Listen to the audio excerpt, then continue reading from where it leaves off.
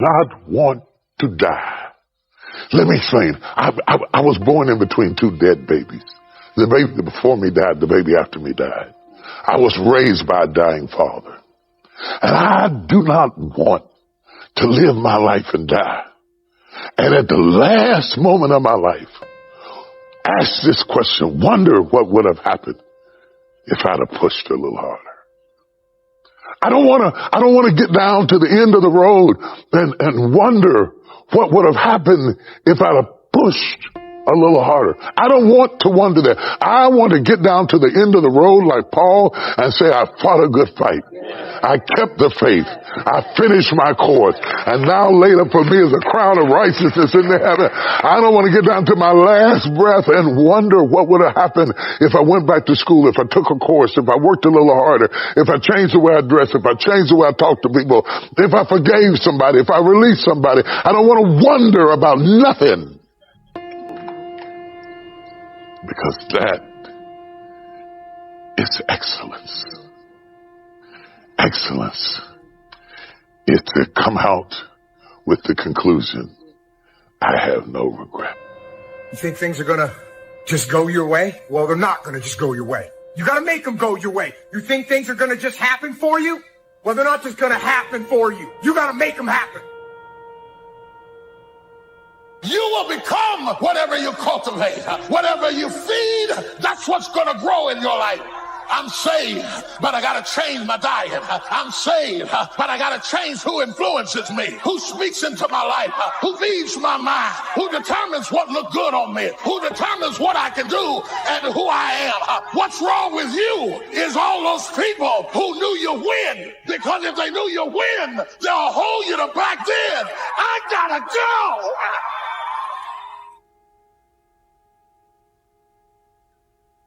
Because whatever you identify as the source of your stress determines what you consider the source of your peace. And that's why I don't like to blame people for my stress. Because if people brought me the stress, then I need people to change for me to have peace. But I'm past the point in my life of wanting for people to have to act a certain way, for me to have peace in my own heart. Wisdom, like the learning capacity of the human brain, is infinite. There will always be more to know, and there will always be plenty of room in your brain for everything you learn.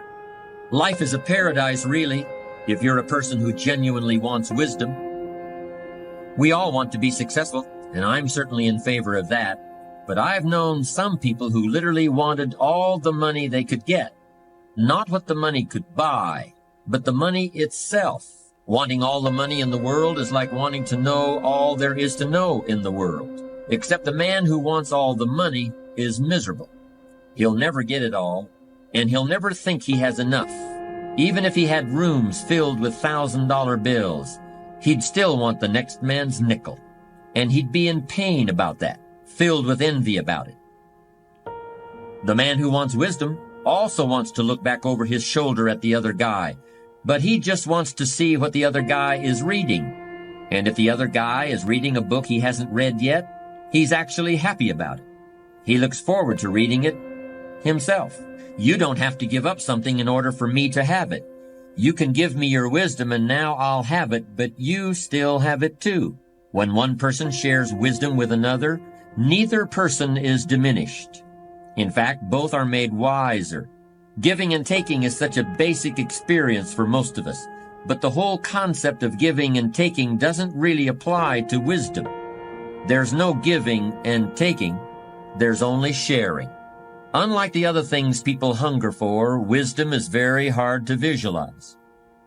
We could imagine rooms full of money, but how can you picture a room full of wisdom?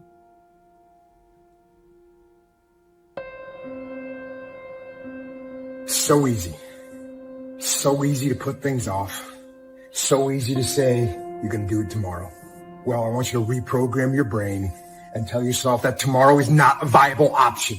You do it today. You get it done today. That's what you do. It is not what's happening to you that's hurting you. It is the threat of what could happen to you that is stealing every good day you got. You can't enjoy the good days because the enemy is threatening you, so you don't get any peace when things are well, and you don't get any peace when things are bad. Because when things are good, you're worried about them going bad. And when they're bad, you're dealing with what bad happened, and you haven't had any rest. You've had sleep, but you haven't had rest. You're tired when you get up. You're tired when you go down. You are up under attack. Wisdom is not a thing you can buy, or a course you can take in school, or a degree you can earn. Wisdom is not really something you can get from another person, yet you can gain some wisdom from everyone you meet. Wisdom is something a wise man always feels he needs more of. Yet the true sources of wisdom lie nowhere but within ourselves. There are plenty of people who are too smart for their own good, people who are filled to overflowing with facts and technical knowledge, but who are sadly lacking in human understanding and common sense. What is this thing you call common sense? What is this stuff you call human wisdom? What is this thing you call strong character? I've seen people who have everything you could possibly want, every object you could dream of, everything you can drive down the street or sail on the ocean or fly through the air. But on the inside, where the real person lives, they're broke. They haven't got anything. They haven't got a clue.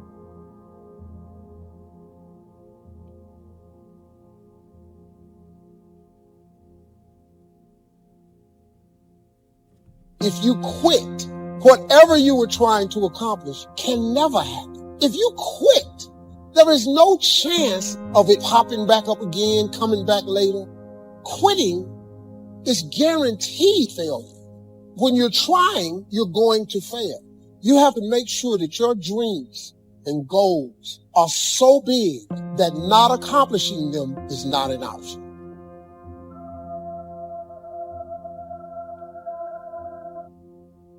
Either you take on the shape of your environment, or you resist it and transform by the renewing of your mind.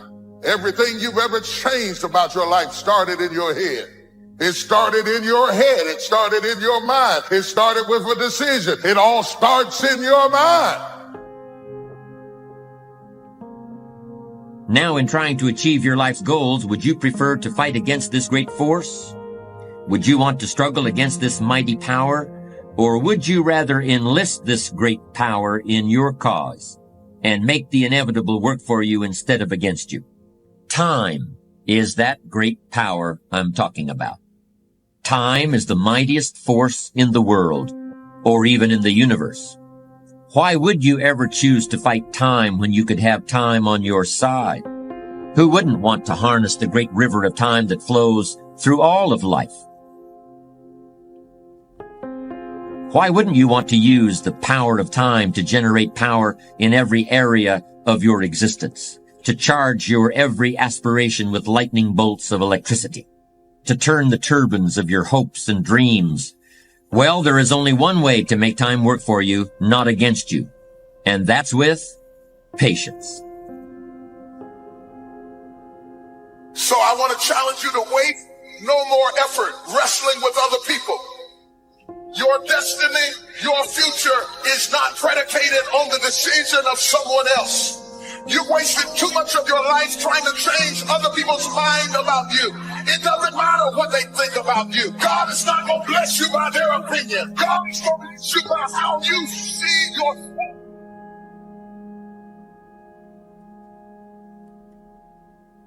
I must be inclined that it's somebody who's holding back on a decision, holding back on moving forward, and you're holding back because of fear. Fear of being rejected, being replaced, fear of people that you want to accept, you won't accept you, fear of moving out. When fear controls you, your decisions become illogical. And because you are up under attack in your mind, in your emotions, you are lonely. No matter who you're around, no matter how many people know you, you end up alone because you are up under a private battle that you can't talk about. Patience. There's a type of person for whom everything is undertaken out of desire to achieve a goal. They exercise in order to get in shape. They start a business in order to make money. I'm sure that some of these people are very successful, and they are certainly highly organized. A person of truly strong character sees success as an adventure, not as a point with an estimated time of arrival. Impatient thinking can lead a person into some very big mistakes. When you are always looking somewhere else, whether it's down the road or up toward the top of the mountain or off toward the left field fence, when you're looking off in the distance like that, you often miss what's under your very own nose. That means the pleasure and fun of living which come in the here and now get overlooked for something that not only isn't here yet, but might never arrive. True patience is more than just a waiting game.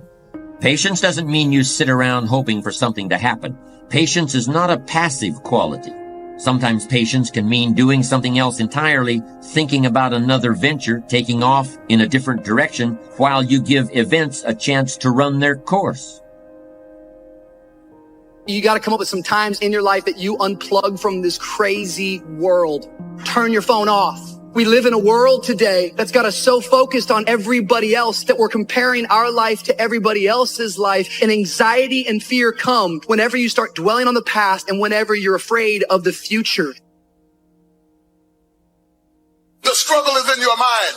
Slept 8 hours and you wake up still tired. Your mind has been in turmoil all night long. You've been wrestling in your sleep. Your body went to sleep, but your mind is still caught up in a warfare. Your mind is the battleground.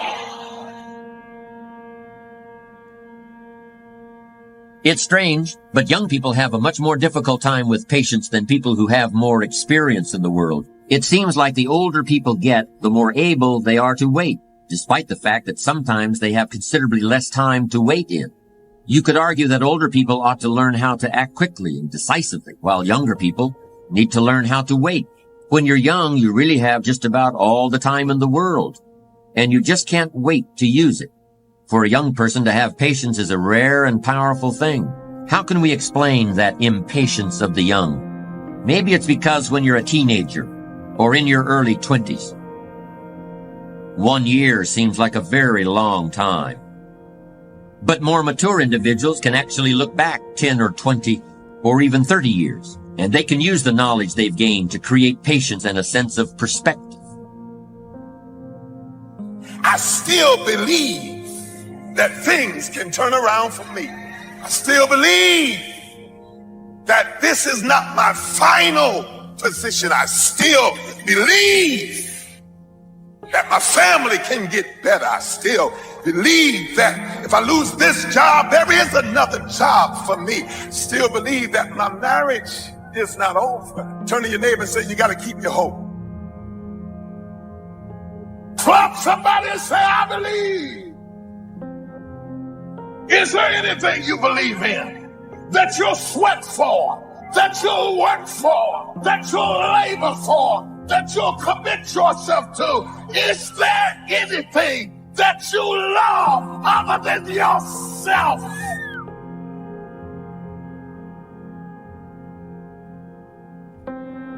You can't help victims when you see yourself as a victim. You have to announce your recovery to yourself. You got to command yourself, get up out of this hospital bed and start to move it. Clarity. Because when you get in a storm, you become real clear of what matters and what does not. When you get in a storm, you're not trying to say, oh my God, let me get my Gucci bag. No. When you're in a storm, you get clarity as to what matters. Your priorities come into view when you're in a storm. So if you can't control something and you can't get control of it, you have to at least embrace what you can. There's only so much you can do, and you cannot completely eliminate it. But you can't control it, so why are you going to worry about it? Why are you going to stress about it? If there's something that's completely beyond your control, you got to detach from it and not let yourself get stressed about it. Dreams without goals remain dreams, just dreams, and ultimately fuel disappointment. Dreams without goals yearly goals, life goals, daily goals, monthly goals, hourly goals. Goals on the road to achievement cannot be achieved without discipline and consistency. You understand?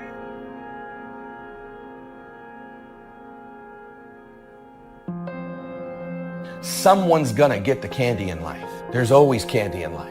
That piñata eventually always breaks down. Do you want to be the person who was there in the beginning, hitting as hard as you could and sacrificing and never get the candy? Or are you going to get something for your pain? Are you going to get something for your effort? Are you going to get something for this sacrifice you're making? You got to get something for this pain. You got to stick in the game until the candy comes out, and then we all get to celebrate. I promise you there's going to be a payoff for you. The big challenge is to make something out of each opportunity. Now, if winters are always going to occur in our life, shouldn't we benefit from them too? Come the next winter, you could be on the inside looking out, seated by a warm fire, the company of a good friend, and those unique feelings of security in spite of the circumstances or the season.